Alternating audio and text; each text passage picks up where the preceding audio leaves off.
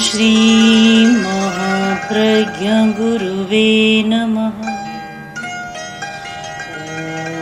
ॐ श्री महाप्रज्ञ गुरुवे नमः।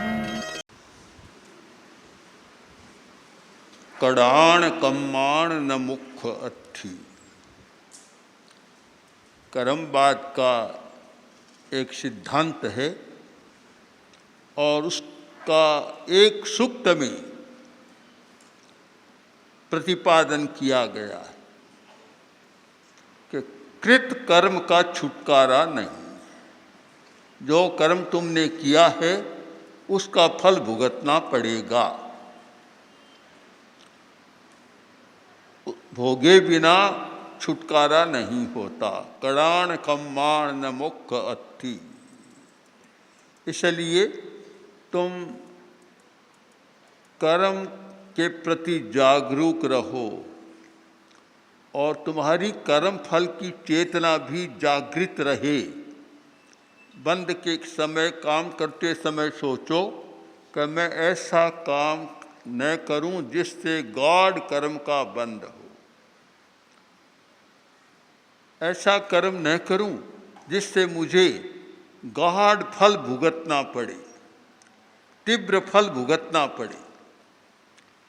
एक छोटा सा सूत्र है, पर आदमी के आचरण पर अंकुश लगाता है।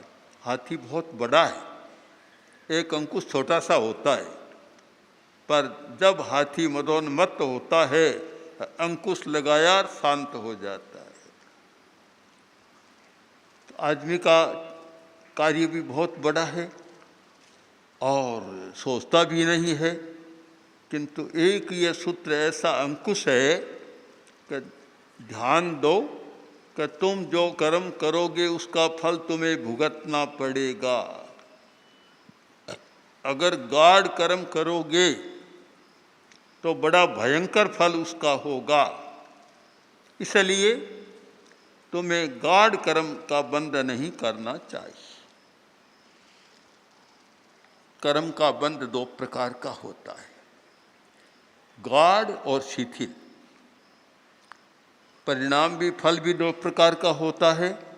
जो गाढ़ कर्म है उसका फल बड़ा तीव्र होता है और जो शिथिल कर्म है उसका फल साधारण होता है। अब हम इस विषय की मीमांसा करें। आदमी जब से उठता है और जब सोता है, जागरण और नींद के बीच का समय काम का समय होता है और नींद में भी काम चलता है।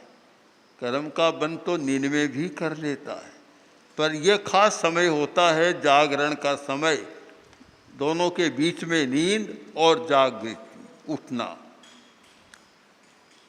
चाहे 16 घंटा हो, 18 घंटा हो, 12 घंटा कितना ही हो, ये बीच का जो समय है उस समय आदमी काम करता है। क्योंकि कोई व्यक्ति काम के बिना तो रह नहीं सकता, कोई आदमी काम को तो छोड़ नहीं सकता। उठते ही शरीर की चर्या शुरू हो जाती है। शौच, शरीर शुद्धि, दतौन आदि आदि शरीर की चर्या शुरू हो जाती है और फिर उसके बाद आहार की तैयारी हो जाती है।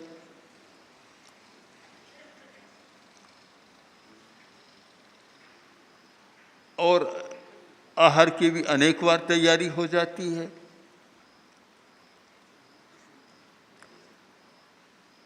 एक भाई ने बताया कि मैं बस कुल्ला कर और फिर अमुक चीज़ खाता हूँ, नाश्ता के नाश्ता फिर आधा घंटा की बात करता हूँ और फिर भोजन होता ही है। दिन में 2 बार चाय भी हो जाती है। कुछ लोग तो शायद ज़्यादा पीते हैं, ऐसे लोग भी हैं 5-10 बार पीने वाले भी हैं। तो दिन भर चलता रहता है। तो एक तो आहार कार्य चलता है दूसरा, स्नान, वस्त्र पहनना आदि आदि का काम भी चलता है। और तीसरा, जो व्यापारी है तो दुकान का काम है, कर्मचारी है तो ऑफिस का काम है, और महिला है तो रसोई का काम है, आदि आदि सारे काम चलते। कोई आदमी निकम्मा तो रहता ही नहीं, निकम्मा बिल्कुल नहीं रहता, आलसी भी निकम्मा नहीं रहता।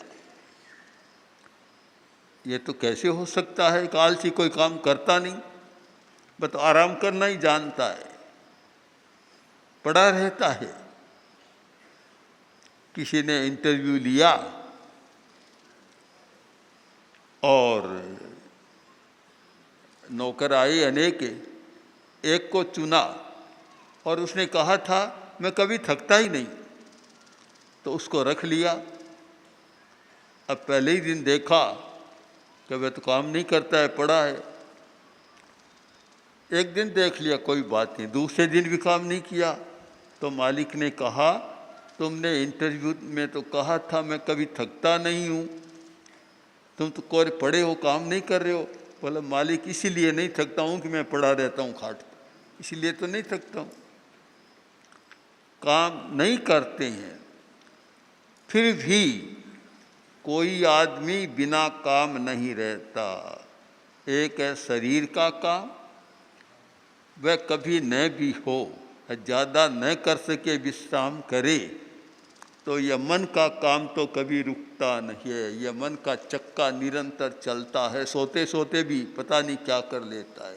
सोया पड़ा है तो भी मन घूम रहा है, और कितने नकारात्मक विचार भाव आते हैं, सोचता रहता है कि यह करूं वह करूं, इसका यह करूं, किसी का प्रिय किसी का अप्रिय चिंतन करता रहता है। शरीर का काम तो कभी कभी बीच में विश्राम में स्थगित होता है, किंतु यह मन का काम तो है कि रुकता नहीं है। सोया हुआ है तो भी बहुत सोच रहा है, खड़ा है तो भी सोचता है, चलता है तो भी सोचता है। सबसे बड़ा काम तो मन का है। आदमी शरीर से जितना काम करता है उससे ज़्यादा वाणी से काम करता है, बोलता ज़्यादा है, और जितना वाणी से करता है उससे 100 गुना काम मन से करता है। ये हमारे 3 क्रिया तंत्र हैं, शरीर की प्रवृत्ति, वाणी की प्रवृत्ति और मन की प्रवृत्ति। तो शरीर से काम एक सीमा होती है, वाणी की भी सीमा है, पर मन की सीमा तो बड़ी कठिन है। अगर मन का काम बंद हो जाए तो आदमी आगे बढ़ जाए, मन से कुछ करता रहता है, और जो मन से करता करता सोता है तो सपने में भी वह करने लग जाता है, नींद में भी करने लग जाता है। बहुत लोग गहरी नींद नहीं ले पाते, सपने बहुत आते, क्योंकि जो चंचलता में रहेगा उसकी नींद भी गहरी नहीं हो सकती। जिसमें चंचलता नहीं है वह गहरी नींद में सोता है, सपने भी कम आते हैं। जिसका मन ज़्यादा चंचल है, सपनों की नींद, बहुत लोग कहते हैं कि नींद क्या आई, सारी सपनों की नींद थी, बस सपनों की रात बीती है। और सपनों में भी कर लेता है, काम भी कर लेता है, सपनों में भी काम चलता है। सपना ले रहा था और सपना आया कि परी मुझे उड़ा कर ले जा रही। तो परी से पूछा कि मुझे कहाँ ले जाओगी? बोला सपना तू ले रहा है कि मैं ले रही हूँ? सपना तो तू ले रहा है, मुझे क्या पता। सपने में भी करता है, और सपने में भी और नींद में भी अगर मूर्छा गहरी होती है, गहन मूर्छा, तो नींद में भी बड़े बड़े दुष्काम कर लेता है। कर्मवाद में एक नींद का नाम है स्त्यानर्धि नींद। स्त्यानर्धि, वह नींद भयंकर नींद होती है और भयंकर कर्म बंद करने वाली नींद होती है। जो व्यक्ति स्त्यानर्धि नींद लेता है वह नींद में उठकर चोरी कर लेता है, किसी की हत्या कर देता है, और इतना बल आता है कि हाथी को भी मार डालता है, शेर को भी मार डालता है, सब करके और आकर सो जाता है। सुबह कोई कहे कि तुमने कुछ ये काम किया कि मुझे पता ही नहीं, मैं तो किया नहीं, पता ही नहीं चलता मैं क्या कर रहा हूँ। ये सारा नींद में हो जाता है। तो सबसे बड़ा कठिन काम है मन की क्रिया को बंद करना, मन के काम को बंद करना।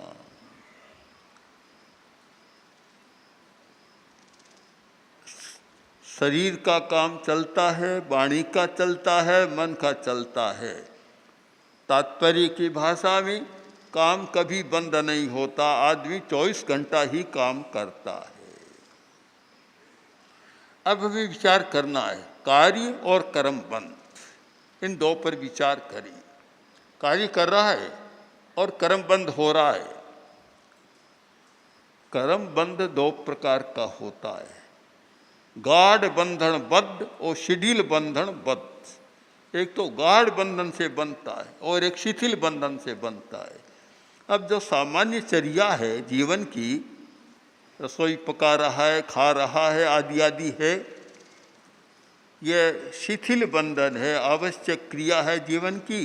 तो इसमें कोई गहरा कर्म बंध नहीं होता, पर इसमें भी गाढ़ हो सकता है। एक उदाहरण ले, एक आदमी भोजन कर रहा है। अब भोजन करना स्वाभाविक है, खाए बिना जीवन चलता नहीं, शरीर नहीं चलता, तो वह भोजन करेगा, कर्म बंद तो होगा, किंतु वह कर्म बंद गाढ़ नहीं होगा, क्योंकि वह एक आवश्यकता की पूर्ति मात्र कर रहा है। गाढ़ बंधन नहीं है, किंतु भोजन करते ही आहा कितना बढ़िया आया भोजन, बस बदल गया सारा। अब वह भोजन तो गौण हो गया और स्वाद प्रधान हो गया। जहाँ स्वाद इतना ज़्यादा अनुभव करने लगा तो कर्म बंध भी प्रबल हो जाएगा। जो कर्म बंध शिथिल हो रहा था, शिथिल कर्म बंध तो बनता है, टूटता रहता है। ये लोग बेया बढ़ियम, कुछ का कर्म है बनते हैं, बस भोग लिया जाता है, कोई खास उसका परिणाम भयंकर नहीं होता और पता भी नहीं चलता, आते रहते हैं परिणाम। अब हर क्रिया के साथ आसक्ति मूर्छा जुड़ती है। अगर अच्छा भोजन आया तो प्रशंसा करने लगेगा, बखान करने लगेगा, और बीच में कहेगा हाँ ऐसा स्वादिष्ट भोजन तो मैंने कभी किया नहीं, क्या बात है, आदि आदि बहुत सारी बातें बोलने लग जाता है। और जो खराब आ गया तो नाक मुंह सिकोड़ने लग जाता है कि कौन बेवकूफ़ है बनाने वाला, ऐसा भोजन बनाया है, कभी कभी थाली के ठोकर भी मार देता है। ये जो दोनों दशाएं बनती है, क्रिया के साथ, हर काम के साथ राग की तीव्रता होती है और द्वेष की तीव्रता होती है। प्रियता का भाव ज़्यादा होता है, द्वेष का भाव ज़्यादा होता है, तो वहाँ फिर गाढ़ कर्म का बंधन होने लग जाता है। और वह कर्म इतना गाढ़ होता है कि उसका फल भी बड़ा तीव्र होता है, कटु फल होता है। फल साधारण नहीं होता, असाधारण फल होता है। हम इस बात का विवेक करें, कभी काम तो हम छोड़ नहीं सकते, कोई आदमी निकम्मा रह नहीं सकता, चाहे शरीर से काम करेगा, चाहे वाणी से काम करेगा और चाहे मन से करेगा। इसी सच्चाई को गीता में बहुत सुंदर प्रकट किया गया कि नहीं देह वृता सक्यम त्यक्तुम कर्माण्य शेषते। कोई भी देहधारी, शरीरधारी समग्रतया कर्म को नहीं छोड़ सकता। सापेक्ष तो छोड़ सकता भी, एक काम किया और बंद कर दिया, किंतु कोई भी समग्रता अशेषतः कर्माणि त्यक्तुम कोई समर्थ नहीं है। कर्म छूटता ही नहीं है, कर्म करता ही रहता है। जिसको हम कहते हैं निकम्मा आदमी है, वह भी कर्म करता है, करता रहता है, छोड़ नहीं सकता। किंतु अंतर इतना है, और यह बहुत अच्छा विवेक होना चाहिए कि एक कर्म करेगा गाढ़ परिणाम के साथ, वो एक करेगा रूखे परिणाम के साथ। दो शब्द प्रचलित है कर्मवाद के क्षेत्र में, चिकना कर्मबंध और रूखा कर्मबंध।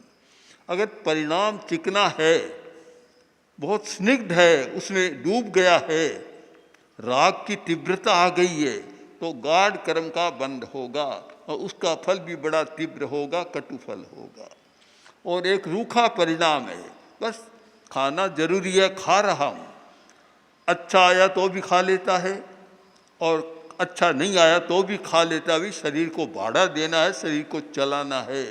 कर्म बंद तो होगा पर वह तीव्र नहीं होगा, वह ऐसा होगा कि जैसे धूल लगी धूल चली गई। और एक ऐसा होता है कि मिट्टी लगी और इतना चिकना कीचड़ लगा कि कपड़ा भी साफ होना मुश्किल हो जाता है। दोनों अवस्थाएं होती है। एक इतना सुंदर विवेक दिया गया है कि तुम कर्म के बिना रह नहीं सकते, किंतु इसका विवेक करो कि गाढ़ कर्म का बंध हो ऐसा काम तुम मत करो। बहुत सुंदर विवेक है कि गाढ़ कर्म का बंध न हो। एक आदमी कोई काम करता है, व्यवहार करता है, और उसके पीछे परिणाम धारा, चिंतन, विचार या आंतरिक परिणमन वह तीव्रता का होता है, क्रूरता का है, तो गाढ़ कर्म का बंधन होगा। और एक करुणा के साथ काम करता है, करुणा है कि मेरे द्वारा किसी जीव को कष्ट न पहुँचे, और उस भावना के साथ काम करता है, यानी मूर्छा कम, आसक्ति कम काम करता है। एक आसक्ति के साथ काम करता है, एक वैराग्य भावना के साथ काम करता है, और एक मोह के साथ काम करता है। दोनों में अंतर आ जाएगा। हम विवेक करें, हर धार्मिक के लिए जरूरी है और श्रावक के लिए बहुत जरूरी है, और एक जैन श्रावक के लिए इसलिए जरूरी है कि कर्मवाद का जितना सूक्ष्म विवेचन जैन आचार्यों ने किया है बहुत दुर्लभ है अन्यत्र। कि हम हर काम के साथ सोचें, आंख मूंद कर न चले, चिंतन करें। आंख मूंद कर पता कैसे चलेगा? एक लड़का दर्पण के सामने जाकर खड़ा हो गया, खड़ा है, आंखें बंद है। कोई भी दर्पण के सामने जाएगा तो आंख खोलकर देखेगा, अपना प्रतिबिंब देखेगा, पर उसकी तो आंख बंद है। काफ़ी देर खड़ा रहा, माँ आई, माँ ने देखा बहुत देर से खड़ा, क्या बात है? जाकर देखा तो खड़ा है, आंख बंद है। तो माँ ने पूछा, बेटा क्या कर रहा है? कोई भी आता है तो दर्पण के सामने तो आंख खोल कर देखता है, तेरी आंखें तो बंद है।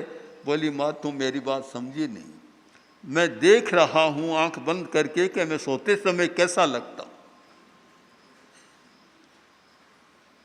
अब आंख बंद है, सोते समय आंख बंद होती है, अब दर्पण में देख रहा है कि मैं सोते समय कैसा लगता हूँ। एक मूर्छा भ्रांति पैदा हो गई। मुझे लगता है कि आज भी एक भ्रांति पैदा हो रही है। आप भी सोचें कि अमुक आदमी इतना बड़ा आदमी है और वह गलत काम क्यों कर रहा है? क्यों कर रहा है? भ्रष्टाचार क्यों कर रहा है? इतना गंदा काम क्यों कर रहा है? इतना अश्लील व्यवहार क्यों कर रहा है? इतना बड़ा आदमी क्यों कर रहा है? तो ठीक समझ लो कि वह बच्चा है, आंख बंद कर और दर्पण के सामने खड़ा है और देख रहा है कि मैं सोते समय कैसा लगूंगा, या ये सोचते होंगे कि मैं बुढ़ापे में या अगले जन्म में कैसा लगूंगा। आंख बंद कर देख रहा है। एक भ्रांति पैदा हो गई और इसका कारण है कि आदमी को शुद्ध रखने के लिए, उसके चरित्र को पवित्र रखने के लिए कर्म बंध और कर्म फल, कर्म कैसे बंधता है और कर्म का फल कैसे भुगता जाता है, भोगना पड़ता है, इन दोनों का ज्ञान यदि कराया जाए तो शायद आचार व्यवहार काफ़ी बदल सकता है। किंतु नहीं तो यह पता भी कर्म का बंध होता है और न यह पता भी कर्म का फल भुगतना पड़ता है। एक ऐसी गहरी मूर्छा है कि बस जीवन में सार है काम और अर्थ, काम, कामनाएं, सेक्स, आकांक्षाएं बस, और दूसरा अर्थ, साधन, धन उसकी पूर्ति के लिए, काम और काम की पूर्ति के लिए अर्थ। ये दो ही सार है बस, इसके अतिरिक्त कोई सार नहीं है, कोई सार नहीं है। आज जो ये व्यापक धारणा हो गई है, व्यापक धारणा एक बड़ा भयंकर हो रहा है। आज जितना जो आचार का अतिक्रमण हो रहा है, सदाचार कम हो रहा है, कदाचार बढ़ रहा है, नैतिकता कम हो रही है, अनैतिकता बढ़ रही है। कारण क्या है? हम कारण पर विचार करें कि मनुष्य के मन में कोई संकोच नहीं है, मनुष्य के दिमाग में कोई नियामक तत्व नहीं, अंकुश नहीं है, उसकी इच्छा पर कोई अंकुश नहीं है। कर्मवाद अंकुश लगाने वाला है, एक अंकुश है। कोई भी काम करते समय वह सोचेगा कि मैं इतना क्रूर काम कर रहा हूँ, मुझे बड़ा भयंकर परिणाम भुगतना पड़ेगा। हाथ रुक जाते हैं, पैर रुक जाते हैं, आदमी नहीं करता। किंतु जब कोई अंकुश नहीं है, कोई चिंतन ही नहीं कि मुझे कुछ भोगना पड़ेगा या कर्म का बंध होता है या कर्म का फल भोगना पड़ेगा, कोई जानता ही नहीं है, तो फिर रोकने वाला कौन है? और उस व्यक्ति को तो कौन रख सकता है? जिसके हाथ में सत्ता है, जिसके हाथ में अधिकार है, जो कर सकता है, उसे तो फिर कौन रोक सकता है? मैंने एक बात पढ़ी, कहानी नहीं घटना, वो पढ़ते पढ़ते मन थोड़ा एकदम पीड़ा से भर गया, बड़ा अटपटा लगा कि राजा जा रहा था और हाथी साथ में थे।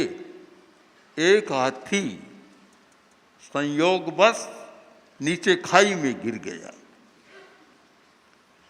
और चिंघाड़ने लगा। हाथी की चिंघाड़ भी बड़ी तेज होती है।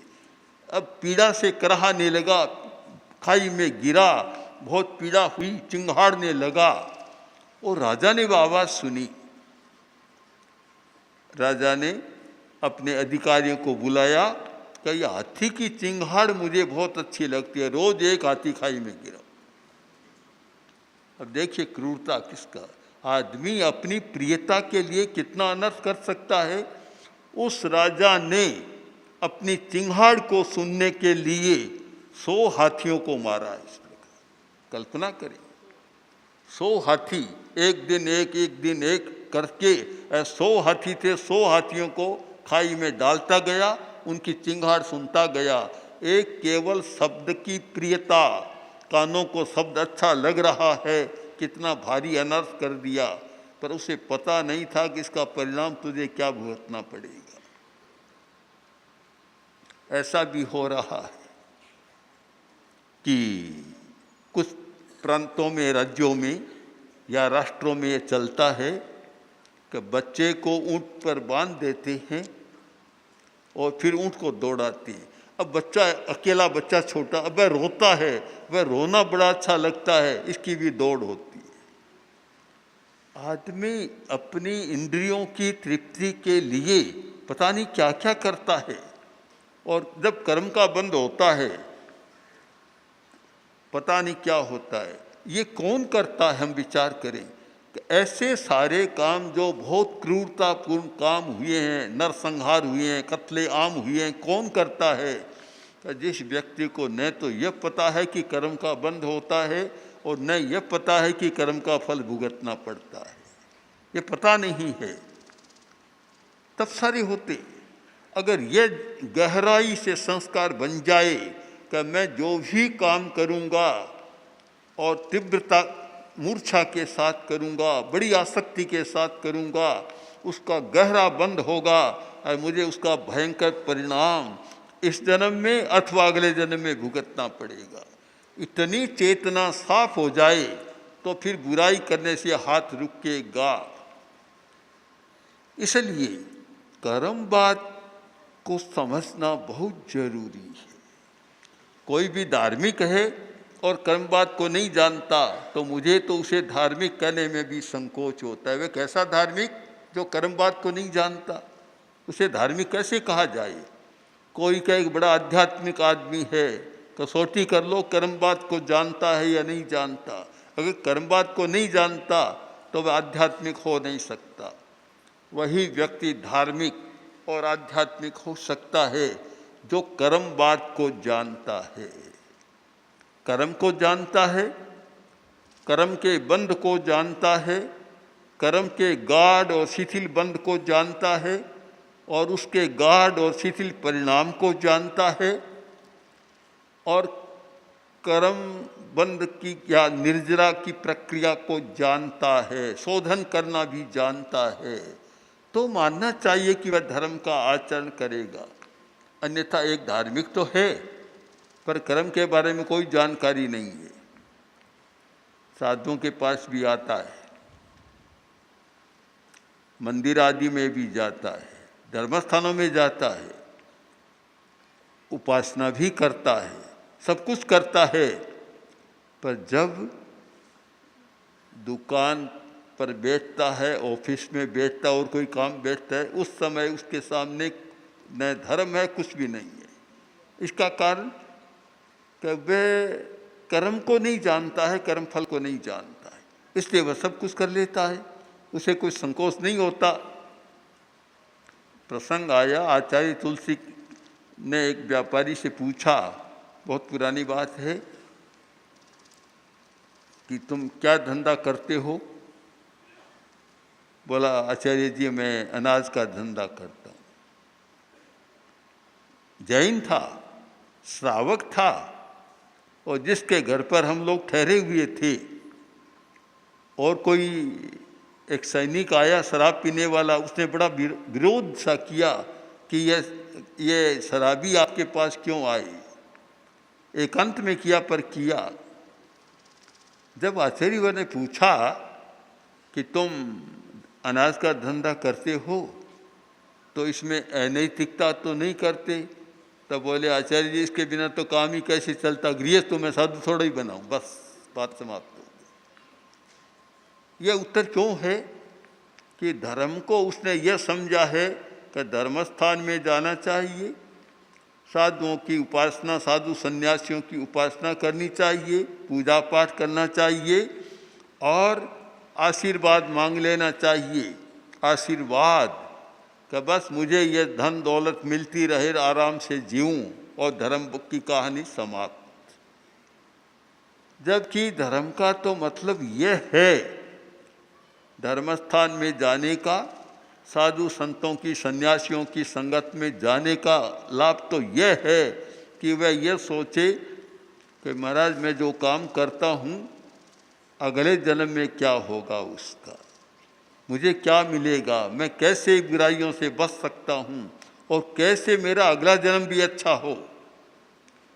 स्थानांक सूत्र में बतलाया है कि व्यक्ति को 3 जन्म की बात सोचनी चाहिए कि मेरा वर्तमान का जीवन कैसे अच्छा हो, मेरा अगला जन्म कैसे अच्छा हो और फिर आयाती उससे अगला जन्म फिर कैसा हो। 3 जन्म की बात सोचनी चाहिए। आज तो अगले जन्म की बात भी नहीं सोचते, वर्तमान की भी नहीं सोचते, वर्तमान में भी इतने खोटे धंधे करते हैं कि बड़े बड़े लोगों को कभी कारावास में, कभी फांसी में लटकना पड़ता है, कभी कुछ करना पड़ता है। कारण कि उन्हें कर्म के बारे में जानकारी नहीं है।